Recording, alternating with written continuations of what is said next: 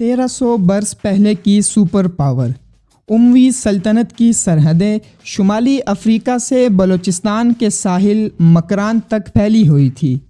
اموی سلطنت کی سرحد پر اس کے ہمسائے میں تھی ایک چھوٹی سی ریاست سندھ۔ اتنی بڑی اموی سلطنت کے لیے یہ معمولی سی ریاست بظاہر غیر اہم تھی، لیکن امیوں کا ایک گورنر اسے غیر اہم نہیں سمجھتا تھا۔ اس گورنر نے سندھ فتح کرنے کے لیے خزانوں کے منہ کھول دیے۔ آخر کیوں؟ سندھ اموی سلطنت کے مرکز سے بے حد فاصلے پر واقع تھا، اس لیے وہاں فوج بھیجنا اور چین آف سپلائی کو برقرار رکھنا مشکل کام تھا۔ پھر بھی اموی گورنر نے اس مشکل کام کے لیے ایک نوجوان سالار ہی کو کیوں چنا؟ اس وقت عرب اور سندھ کا حال کیا تھا؟ میں ہوں عبدالرحمن، ایبریچ میڈیا کی 2 ایک ساتھ پر مبنی تاریخی ڈاکومنٹری فلم مارکہ سندھ کے پہلے حصے میں آپ کو یہی سب دکھائیں گے۔ 8ویں صدی 8 سینچری یعنی 700 سے 800 عیسوی کے درمیان کا وقت تاریخ کے اس دور میں شامل ہے جب ریاستوں اور سلطنتوں کے رقبے کسی عالمی قانون کے پابند نہیں ہوتے تھے۔ سلطنتوں کی حدود طاقت کے زور پر طے کی جاتی تھی۔ بڑی بڑی سلطنتوں کے ہمسائے میں موجود چھوٹی چھوٹی ریاستوں کے پاس 2 ہی راستے ہوتے تھے، وہ یا تو بڑی ریاست کی اطاعت قبول کر لیں یا پھر جنگ کے لیے تیار رہیں۔ تو 8 سینچری 8ویں صدی میں اموی سلطنت ایک سپر پاور کا درجہ حاصل کر چکی تھی۔ اس کی حدود موجودہ بلوچستان کے علاقے مکران تک پھیل رہی تھی۔ مکران ہی وہ علاقہ تھا جہاں سے سندھ کی سرحد شروع ہو جاتی تھی۔ امیوں کے پاس ایک طاقتور فوج تھی جو کسی بھی بڑی فوجی مہم کے لیے تیار رہتی تھی۔ سندھ کا علاقہ عربوں کی فتوحات کے بالکل شروع دور ہی سے حملوں کی زد میں تھا۔ 8ویں صدی میں سندھ پر راجہ داہر کی حکومت تھی۔ راجہ داہر سے پہلے بھی سندھ پر 14 حملے عربوں کی طرف سے ہو چکے تھے، لیکن یہ حملے سرحدی جھڑپوں تک ہی محدود رہے۔ انہیں بڑی فوجی مہمات یا لشکر کشی نہیں کہا جا سکتا۔ اس کی وجہ یہ تھی کہ عرب حکمران سندھ جیسے دور دراز علاقے میں فوجیوں اور خزانے کا نقصان برداشت کرنے کو تیار نہیں تھے۔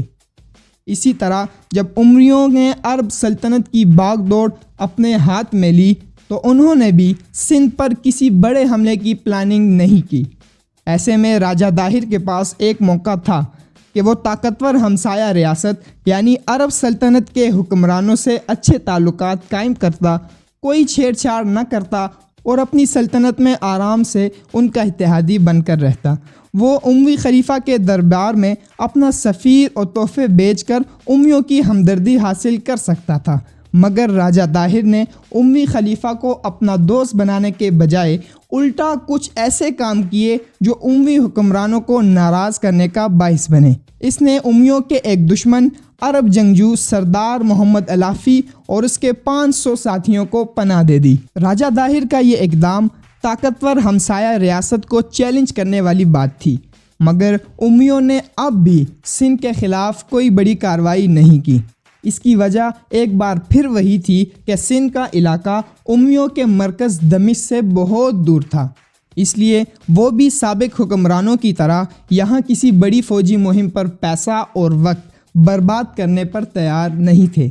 یہ تو بات تھی اموی خلیفہ کی حد تک، یعنی اس کے مائنڈ سیٹ تک، لیکن اموی سلطنت میں ایک گورنر حجاج بن یوسف بہت مہم جو قسم کا ایڈونچرس انسان تھا۔ حجاج عراق کا گورنر تھا اور اس کے زیر کنٹرول علاقوں کی سرحد سندھ کے ساتھ ملتی تھی۔ اسے اپنے دور میں ایک ایسا موقع ملا جس سے اس نے بھرپور فائدہ اٹھایا اور کسی بھی چیز کی پرواہ کیے بغیر سندھ پر حملے کا فیصلہ کر لیا۔ یہ موقع کیا تھا؟ مشہور ہے کہ سندھ کی بندرگاہ دیبل میں رہنے والی میت قوم کے بحری ڈاکوؤں نے سری لنکا کے 8 بحری جہاز لوٹ لیے تھے۔ ان جہازوں میں سری لنکا کے راجہ نے اموی خلیفہ کے لیے تحائف بھیجے تھے۔ مسلم مورخین کے مطابق یہ جہاز راجہ داہر کے حکم پر لوٹے گئے تھے، یعنی راجہ داہر ڈاکوؤں کے ساتھ ملا ہوا تھا۔ ان ڈاکوؤں نے جہازوں میں سوار مسلمان عورتوں کو بھی قیدی بنا لیا اور ساحل کے قریب ہی کہیں دیول کی جیل میں بند کر دیا۔ ان میں قبیلہ بنو عزیر کی ایک عورت نے بے بسی کے عالم میں اموی گورنر حجاج کو پکارتے ہوئے کہا، اے حجاج میری مدد کو پہنچ۔ جب ان جہازوں سے بچ جانے والے کچھ لوگوں کی زبانی حجاج کو اس عورت کی پکار کا علم ہوا تو اس نے بے قرار ہو کر کہا کہ میں حاضر ہوں۔ پھر حجاج نے راجہ طاہر کو خط لکھ کر مسلمان قیدی رہا کرنے اور ڈاکوؤں کو سزا دینے کا مطالبہ کیا۔ راجہ طاہر نے جواب میں لکھا کہ مسلمانوں کو اغوا کرنے والے سمندری ڈاکوؤں میں ان سے زیادہ طاقتور اس علاقے میں کوئی نہیں، اور وہ میری اطاعت بھی نہیں کرتے، سو میں کچھ نہیں کر سکتا۔ راجہ کا یہی کچھ نہ کرنا یا انکار حجاج بن یوسف کو غضبناک کر گیا۔ اس نے دیبل پر چڑھائی کا حکم دے دیا۔ یوں سندھ پر نئے حملوں کا آغاز ہو گیا۔ دوستو، سری لنکن جہازوں کے دیبل میں لٹنے کا یہ قصہ مشہور تو بہت ہے، مگر اس میں 3 واضح جھول موجود ہیں۔ پہلا جھول یہ ہے کہ جہازوں کو لوٹنے کا الزام فاتحین کی لکھی ہوئی تاریخ جیسے کہ چچ نامہ اور اس جیسی کتابوں میں لگایا گیا ہے، لیکن اس واقعے کا اس کے علاوہ دوسرا کوئی ریفرنس نہیں ہے۔ اس لیے ہم کہہ سکتے ہیں کہ یہ قصہ سچ بھی ہو سکتا ہے اور محض اپنے حملے کو اخلاقی جواز فراہم کرنے کی ایک کوشش بھی۔ دوسرا جھول یہ ہے کہ اس بارے میں راجہ طاہر کا پوائنٹ آف ویو تاریخ میں موجود ہی نہیں ہے، یعنی سندھ میں اس دور میں ایسی کوئی کتاب نہیں لکھی گئی جس میں یہ بتایا جائے کہ راجہ طاہر اس واقعے کے بارے میں خود کیا کہتا تھا، وہ اس واقعے میں ملوث تھا یا نہیں، یا اس کی نظر میں سندھ پر عربوں کے حملے کی اصل وجوہات کیا تھیں۔ تیسرا جھول یہ ہے کہ حجاج بن یوسف تو بذات خود ایک بے حد ظالم انسان تھا، اتنا بے رحم اور سفاک تھا کہ اس نے مکہ مکرمہ کا 7 ماہ تک محاصرہ کیا، خانہ کعبہ پر بمباری کر کے اس کی دیواریں گرا دی، یہاں تک کہ حجر اسود کے 3 ٹکڑے ہو گئے۔ اموی سلطنت میں ہزاروں مسلمان اس کے ہاتھوں مارے جا چکے تھے یا قیدی بنا لیے گئے تھے۔ ایسے میں یہ مان لینا کہ وہ صرف رحم دلی کے جذبے سے سرشار ہو کر ایک عورت کو قید سے آزاد کروانے کے لیے اتنا بڑا لشکر بھیجنے پر تیار ہو گیا، کافی مشکل لگتا ہے کہ اس بار اعتبار کیا جا سکے۔ اگر یہ سب کچھ نہیں تھا تو پھر سوال یہ پیدا ہوتا ہے کہ حجاج نے سندھ پر حملہ کیوں کیا؟ اس بارے میں نامور تاریخ دان مبارک علی لکھتے ہیں کہ حجاج ایک چالاک سیاستدان تھا، وہ اپنے فیصلے فائدہ اور نقصان دیکھے بغیر نہیں کرتا تھا۔ اس کے نزدیک انسانی جانوں کی کوئی اہمیت نہیں تھی، چنانچہ اس نے سندھ پر حملے کا فیصلہ بے بس عورتوں اور بچوں کی مدد کے لیے نہیں بلکہ سیاسی اور معاشی فوائد حاصل کرنے کے لیے کیا تھا۔ مسلم دنیا میں تو حجاج بن یوسف کا ظلم و ستم کوئی ڈھکی چھپی بات نہیں، لیکن اس کے مقابلے میں راجہ طاہر ایک مختلف تصویر سامنے پیش کرتا ہے۔ راجہ طاہر اپنے دشمنوں سے بھی اچھے سلوک کے لیے مشہور تھا۔ اس بات کی گواہی سندھ کی فتح پر سب سے مشہور کتاب فتح نامہ سندھ نے بھی دی ہے، اور اس کتاب میں ان لوگوں نے لکھا تھا جو محمد بن قاسم کے لشکر میں شامل تھے۔ اس کتاب میں لکھا ہے کہ راجہ طاہر نے حرمل کے راجہ کو شکست دینے کے بعد اپنے وزیر کے مشورے پر دشمن کے ہزاروں قیدیوں کو معاف کر دیا۔ اسی طرح راجہ طاہر کا بھائی بحر سینا اس کے خون کا پیاسا تھا، مگر جب طاہر کو اس کی موت کی خبر ملی تو وہ بھائی کے خیمے میں گیا اور اپنی پگڑی پھاڑ کر اس کی موت کا ماتم کرتا رہا۔ تو یہاں سوال پیدا ہوتا ہے کہ اگر راجہ طاہر اتنا ہی رحم دل تھا تو وہ بحری ڈاکوؤں سے قیدیوں کو چھڑا کیوں نہیں رہا تھا؟ مسلمانوں کے فتوحات پر لکھی کتاب فتور البلدان کے مطابق راجہ طاہر کا جواب یہ تھا کہ جہاز ڈاکوؤں نے لوٹے ہیں جو میری دسترس سے، میری پہنچ سے باہر ہیں۔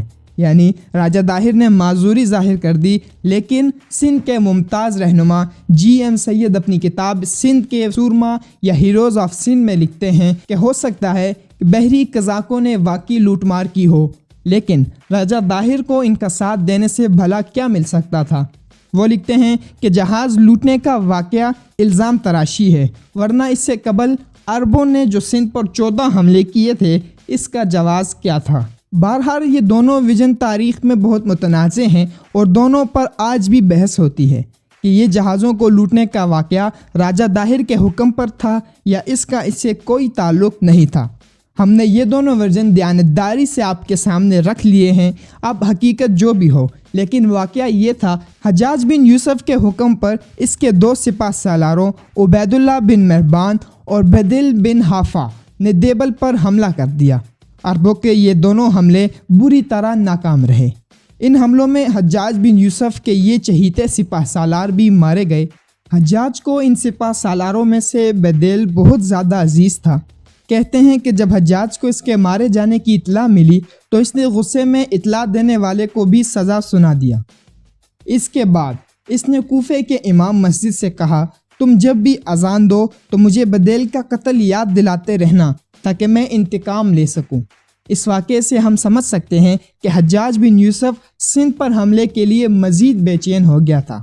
حجاج کی اسی بے چینی کو دیکھتے ہوئے اس کے ایک کمانڈر عامر بن عبداللہ نے پیغام بھیجا کہ سندھ کو فتح کرنے کا موقع اسے دیا جائے، لیکن حجاج بن یوسف اس کمانڈر کی صلاحیتوں سے زیادہ متاثر نہیں تھا۔